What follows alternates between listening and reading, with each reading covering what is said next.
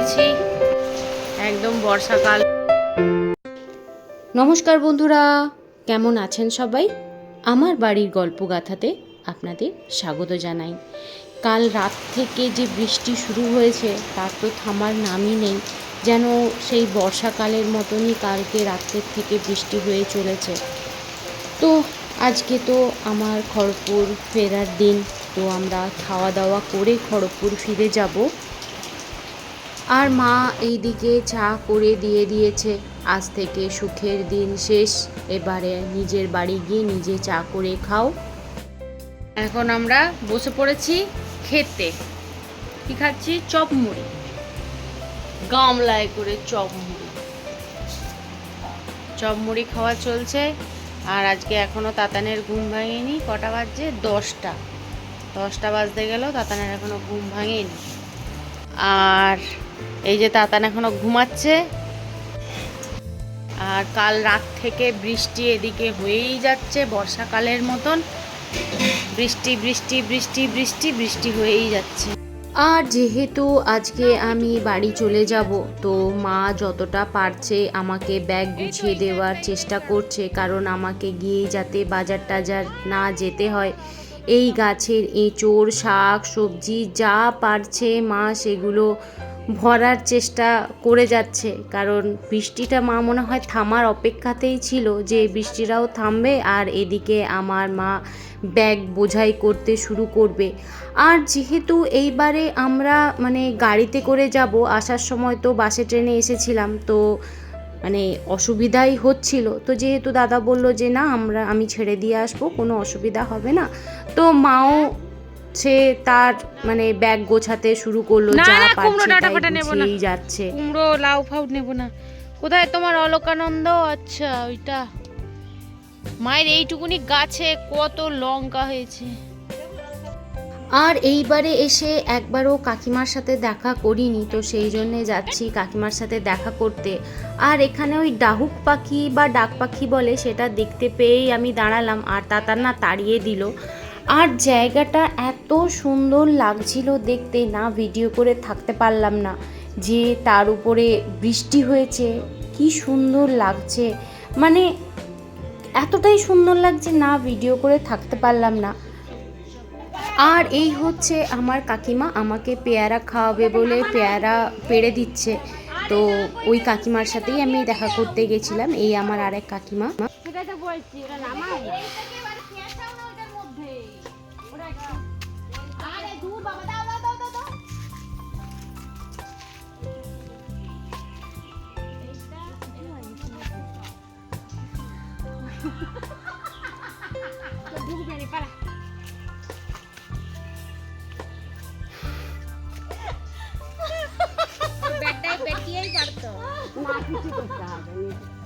মামিকে দাও, মামিকে দাও। কতগুলা ইঞ্জিনিয়ার গেছে, হ্যাঁ কি মজা।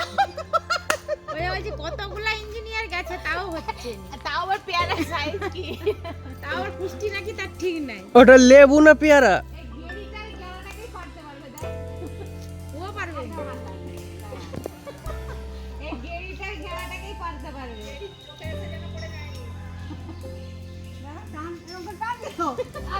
টানলে কি করে আসবে? ওটা উপর দিকে আছে।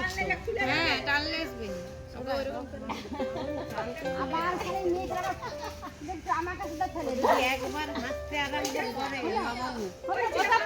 কোথা পড়লো? ওই তো আটকে আছে, ওই তো।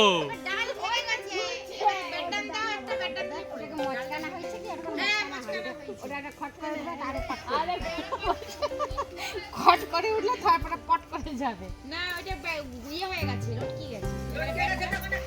হ্যাঁ একটা বেশি দিলে মাথায় যেটা দিয়ে দেবো। হবে নি না, এই ইয়ে কর ওর ঘুরা না, ঘুরা তো বেডটালে হয়ে যাবে, লটকি গেছে।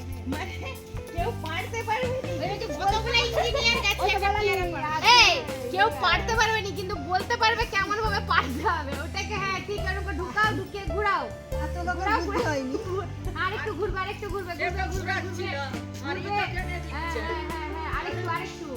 এবার দেখো তো টেনে একটু, না আরো ঘুরাতে হবে। আরেকটু এবার টেনে দাও, টেনে দাও।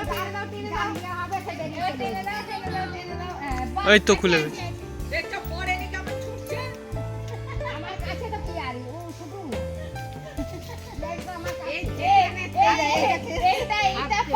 কতজন লোক এসছে।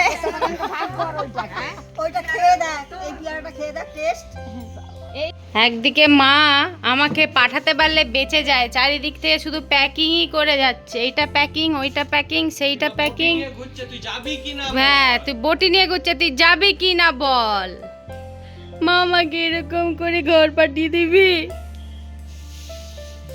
হ্যাঁ উমা,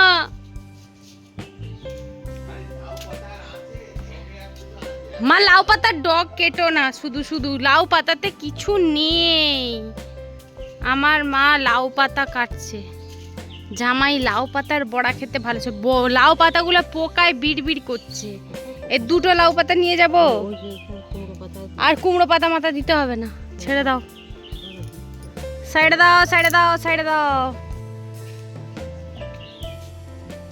আরে আদারে বাদারে আর ঘুরো না।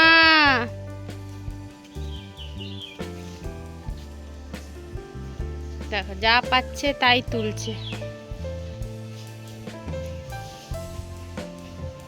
বন জঙ্গল থেকে কি সব তুলছে দিম্মা, দেখ। দিম্মা,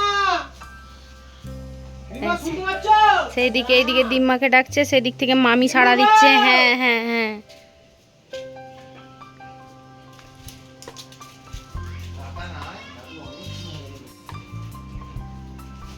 এইবারে আমার বাপির কাজ শুরু।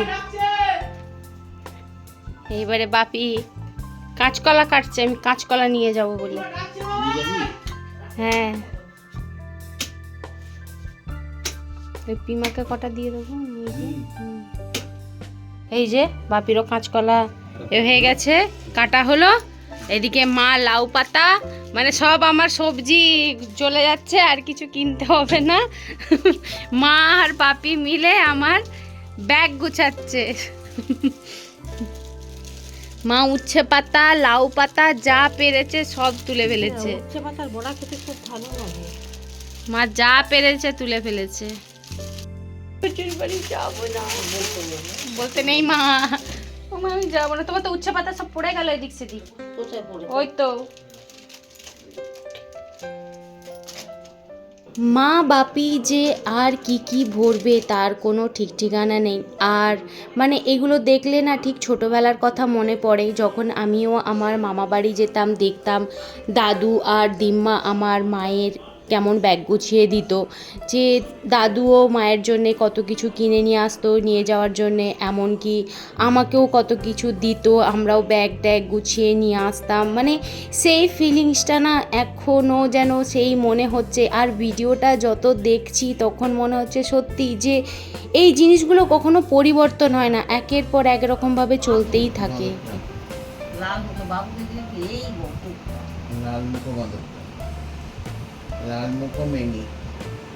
এই যে যার জুতোর দোকানের সামনে যে সে জুতো ইয়েটা যে বড়া টড়া ভাজে তাদের জুতোর দোকানে, তুমি বলে জুতোর দোকানে বড়া বাজে, জুতোর বড়া যে জুতোগুলো বাতিল হয়ে যায় স্ট্র্যাপ বড়া, ছোলা বড়া, স্পেশালিটি লেসের চাউমিন। সামনে একটা ছোটোর দোকান আছে না, ওই যে জুতোর দোকানের সোজা সবজি হ্যাঁ বুঝেছি বুঝেছি। সেরকম করে কি মন বলতে, আর এগুলো বিক্রি হচ্ছে না, আমি টাঙিয়ে টাঙিয়ে রাখি, কেউ আমার দোকানে ওঠে না। হনুমান এলো এসে কাঁধে নিল, পুরো চেনটাকে তুলে নিয়ে কি বট গাছে আমি তাই বলি যে তোমার হলো তো কি নিয়ে গেছি আমি স্কুলে, স্কুলে বলছি কেবল স্কুলের কাছে স্কুলে বলছি মারপিটে বলছে, যার দোকানে ঢুকেছে বুড়োর বেটার দোকানে ঢুকে। আর দেখতে দেখতে মানে যাওয়ার সময় হয়ে গেল। আমি যখন রেডি হচ্ছিলাম বাপি শুয়েছিল, হঠাৎ করে আমার জামা পরা দেখে বাপি বলল, আরে এত তাড়াতাড়ি 3:30 বেজে গেল, কারণ আমাদের 3:30 সময় গাড়ি আসার ছিল। যেন সত্যি আজকের সময়টা যেন হু হু করে পেরিয়ে গেল, বুঝতেই পারলাম না। আর আমি না কখনো আসার ভিডিও করি না, কারণ সত্যিই খুব মন খারাপ লাগে। আর আজকে করলাম, জানি না, তাতানকে বললাম কেন করলাম জানি না, মানে বাপির মুখটার দিকে না আমি সত্যি তাকাতে পারি না, তো ওই জন্যে একটুখানি ভিডিও করলাম, কারুর মুখটা দেখাইনি, কারণ সবারই একটু থমথমে ভাব, বিশেষ করে আমার বাপির বেশি মনটা খারাপ হয়ে যায়, কারণ আমি আমার বাপির একটু বেশি আদুরের, তো ওই একটুখানি ভিডিও করেছি, আর যাতে না মুখ দেখা যায়, কারণ সবারই চোখ ছলছল করছে। আর আমার এই কান্না টান্নার ভিডিও দেখাতে মানে খুব খারাপ লাগে, যে মন খারাপের ভিডিও আমার দিতে একদম ইচ্ছা করে না, কারণ সবাই তো মন খারাপ নিয়েই থাকে। আমি না সবার কাছে খুশিটাই পৌঁছে দিলাম, মন খারাপটা নাই বা দেখালাম, তাই না? আমরা এখন রওনা দিয়েছি কোথা থেকে গো? কোনখান থেকে দিয়েছিস সেটা বল। ঘাটাল থেকে কোথায় যাচ্ছিস? ঘাটাল থেকে এখন যাচ্ছি খড়গপুর।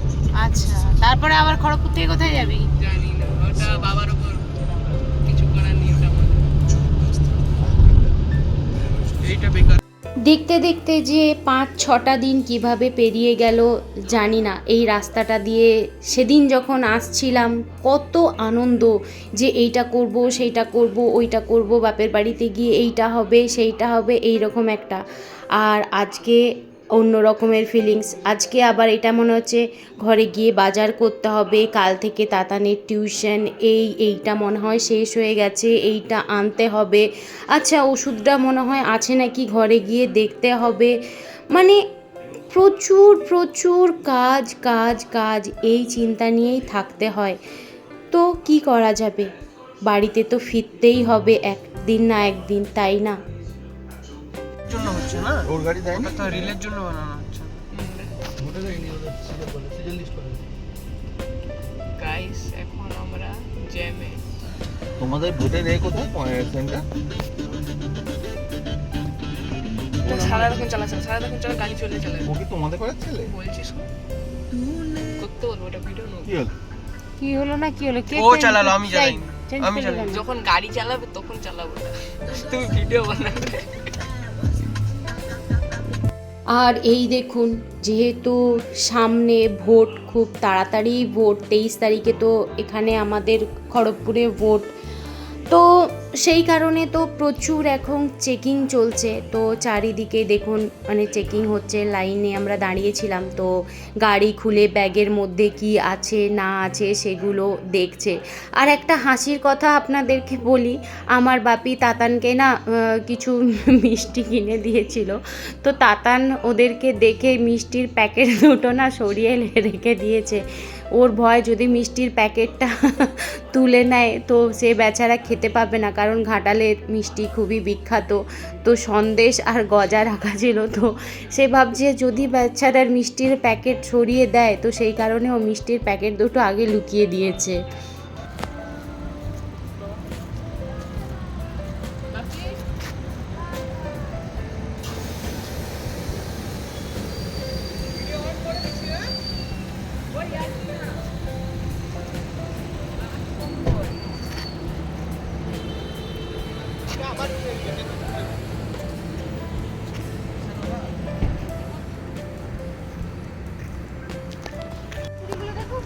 শুকিয়ে পড়েও গেছে, সুপুরি তো নাকি? হ্যাঁ সুপুরি তো মনে হচ্ছে, বড় বড় সুপুরি।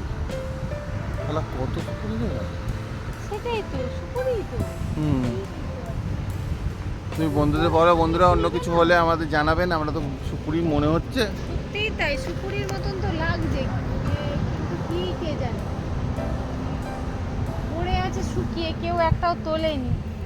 এখানে পান টান খায় না মনে হয় কেউ।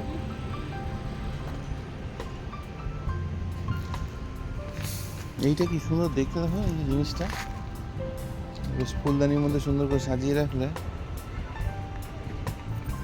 চলো চলো হয়ে গেছে, চলো চলো মাঝ রাস্তা।